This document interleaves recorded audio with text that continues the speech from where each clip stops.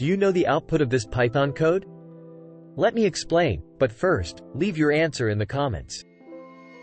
This code is calculating the average of a list of numbers. It starts by defining a list of numbers called num_list and setting the variable total to 0. It then goes through each number in num_list and adds that number to the total. After the loop is complete, it calculates the average by dividing the total by the length of the num_list. Finally, it prints out the average. Option A is incorrect because 6 is not the correct average of this list. Option B is the correct answer because the average of this list is 2.5. Option C is incorrect because 15 is not the correct average of this list.